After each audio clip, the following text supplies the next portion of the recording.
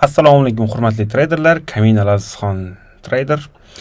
Ancha muddatli haftalik tahlillarni chiqarmay qo'yganimdan so'ng mana yana haftalik tahlillarni boshladim va bu yo'lga to'xtatmasdan gazini bosamiz degan men rejadaman. Faqatgina sizlardan qo'llab-quvvatlash va fikrlar kutib qolaman. Xo'p. Agar mana hozir yangi kuzatayotganlar bo'lsa, bizda haftalik tahlil qanaqa ketardi?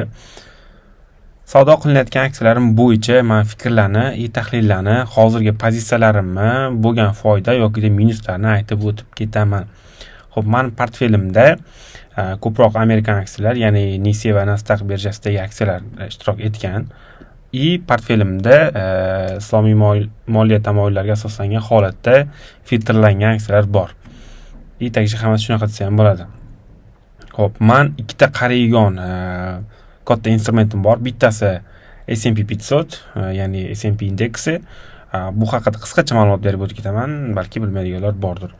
Bu Amerikadagi top 500 ta katta kompaniyaning kapitalizatsiyasi birlashgan joy va Amerika bozoridagi vaziyatni qisqacha bizga tushuntirib turadigan shu gigantic instrument. Misol uchun biz S&P indeksini 1% o'sishidan keyin ko'rishimiz mumkin Apple kompaniyasida Apple yoki bu Tesla, Nvidia shunga o'xshash katta trillion dollarlik kompaniyalarda 1-2% dan 5% gacha o'sish kutishimiz mumkin. Mana bu milliard dollarlik kompaniyalarda bo'lsa, o'rtacha 3-5% dan balki 10% gacha o'sish kutishimiz mumkin. Agar mana mikro kompaniyalar bo'ladigan bo'lsa, ba'zi birlari 20% gacha ham ko'tarilishligi mumkin. Endi har doim bu strategiya ishlayvermaydi. Ko'p holatlarda shunaqa bo'ladi. Ya'ni bir-birini yetaklab ketadi aksiyalar S&P ko'tariladigan bo'lsa. Xo'p, portfelimda eng yuqorisiga qaraymiz. Bu yerda birinchi o'rinda menda Apple aksiyasi, chunki Apple aksiyasida hozir men pozitsiyadaman va qilgan texnik analizim shu mana. Xo'p, Apple kompaniyasini olishimiz sabablari bir nechta, bularni sanab o'taman. Apple aksiyasini olishimni tavsiya qilishim sababi Apple o'sha iPhone 17 ga tayyorlanyapti va AI bo'yicha juda ham kuchli yangiliklar ketma-ketligini e'lon qilyapti. Ya'ni sun'iy intellekt bilan integratsiyalar, qanaqadir funksiyalar deganda moliyaviy hisobotlar oxirgi vaqtlarda juda yaxshi chiqyapti. Shuni hisobi ham bor, lekin oxirgi moliyaviy hisobotdan so'ng Apple'da ko'tarilish emas, tushish kuzatildi. Mana grafikada ko'rishingiz mumkin. Xo'p, katta fondlar Apple'ni portfelga qo'shyapti. Sababi mana bu mart oyidan beri Apple 30% ga yaqin quladi. 30% qulashdan so'ng yana o'zini tiklashni boshlagan. O'zini shu tiklashni boshlashi 25% ko'tarilib bo'lgan. Также hozir $200 atrofida savdo qilinyapti. Va men kutayotgan natija 15% atrofida. Bizda Apple'dan so'ng ikkinchi aksiyamiz Lilly kompaniyasi. Bu kompaniyaga kirishimga sabab, ya'ni sotib olishimga sabab mana shu paka $370-380 atrofidan men qilishni boshlagandim, yig'ishni boshlagandim. Chunki moliyaviy hisobotlar yaxshi chiqqanda, fundamental holat ham yaxshiroqda. Bu yoqda tushish kuzatilgani uchun sotib olgandim, lekin pastlardagi men bu zonalargacha shu yaqinlashib keldi. Ya'ni buni shu likvidini olish desa ham bo'ladi, lekin aslida bu likvid hisobga o'tmaydi. Shunchaki support hisobiga o'tadi bu zona. Ya'ni pastga tarixiy zonalarga yaqinlashganligi uchun yana uje ko'tarilish boshladi va bu yerda yaxshigina men podдержка zonasini ko'ryapman. Xo'p. Juda ham ko'p men bu texnik analizdagi asoslarga men qaramay qo'yganman. Sababi bunaqangi katta kompaniyalarda ko'proq men bu texnik analizlarni ko'ra ko'proq fundamentalga ishlaydi. Shuning uchun ba'zi bir asoslar bizlar uchun qiziq emas. Undan tashqari men bu gapni boshlanishi ochiq buni yopishga tushgan bo'lishiga mumkin. Har xil faktlar bor.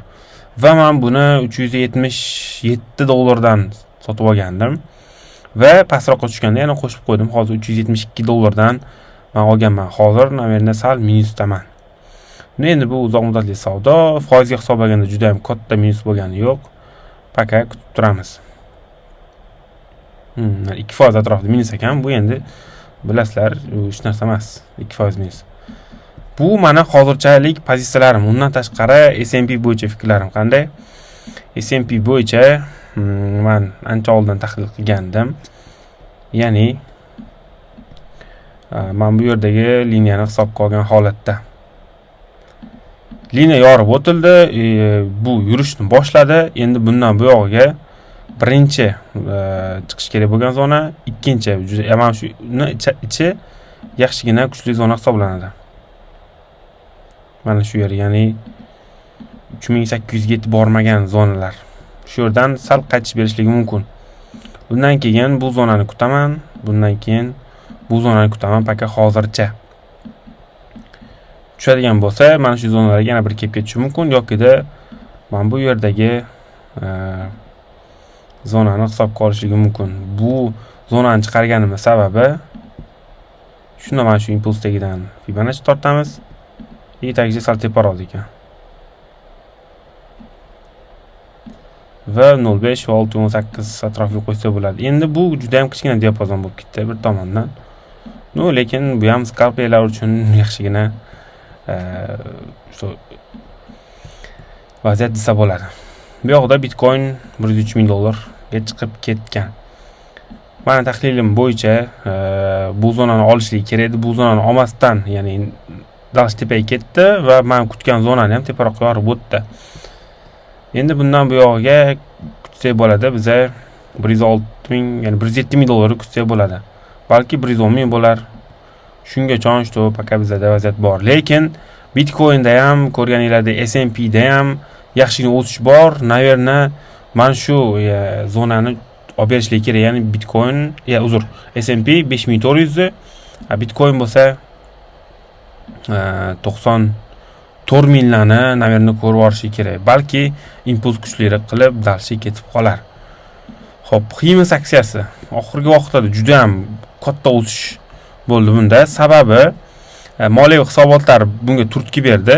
Moliyaviy hisobotdan oldin o'saytirdi. Sababi texnik holatlarda endi bunga oddiy fundamental o'sishga texnik analizni aslida tiqishtirsak g'alati bo'ladi, lekin texnik analizda men bu fraktal liniyani yorib o'tib turib keyin ketish boshlagan.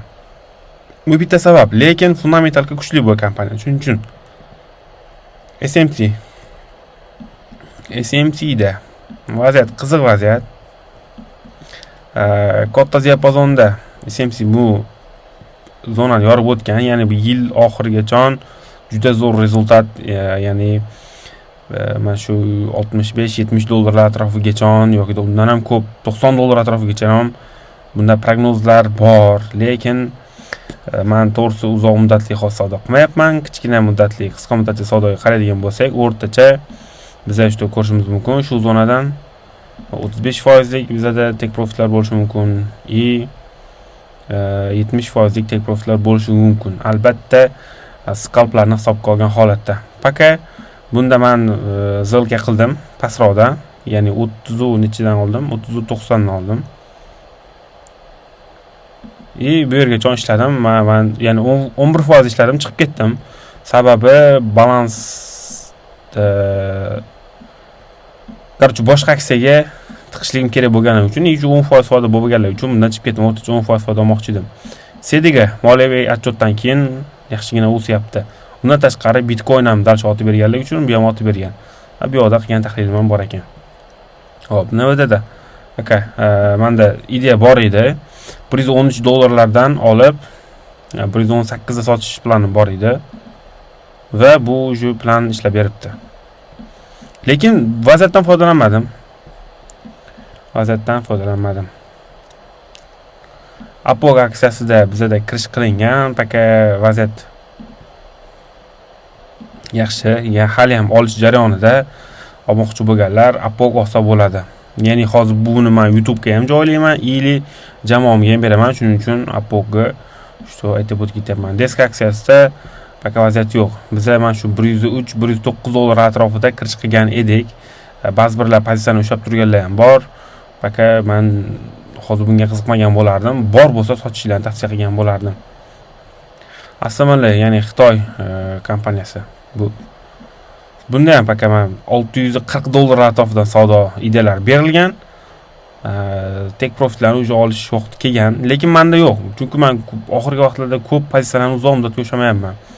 Mu aksiyasi bizada 68 va bu yoqda 63 dollarlardan kirishga idea berilganda, endi hozir bilmadim kimlar ushlab turibdi buni, kimlar sotgan.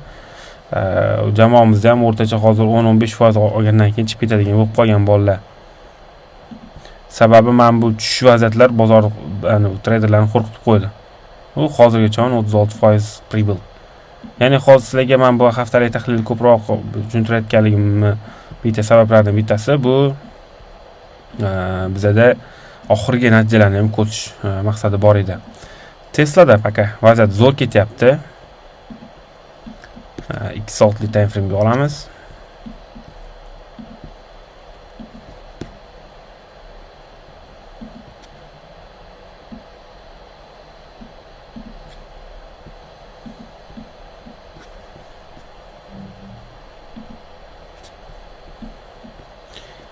Hozir planirovka bo'yicha juda yaxshi ketyapti Tesla. Kutayotgan zonamiz 325 dollar. Bundan keyingisi обязательно 367 dollar ekan.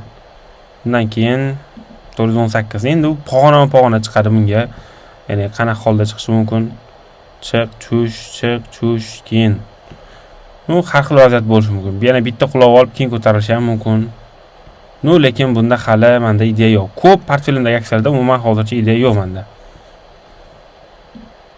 Xo'p, Nike ga keladigan bo'lsak, Nike mana liniyasi ham chizilgan ekan. Men nima uchun chizgan ekanman buni? Mayli, hozir bemaqsad bo'lganligi uchun o'chiramiz buni. Kutayotgan tek profitim bunda 65, chunki gap yopishni kutyapman. Xo'p, AMD aksiyasida 120 dollarlargacha, ya'ni 100 nechiman bu? 115-120 dollarlargacha menda kutuv bor. Moliyaviy hisobot yaxshi chiqqan, endi bu yog'iga S&P ham ko'tariladigan bo'lsa, yaxshi o'sish kutiladi yoki S&P men aytgan zonaga tushadigan bo'lsa, yana men bu gap yopishga tushishligi mumkin AMD. MDB aksiyasida vaziyat qanday? MDB aksiyasida faqat bunda ham kirishga ehtiyoj ko'rmayapman. Sababi aytganim shu.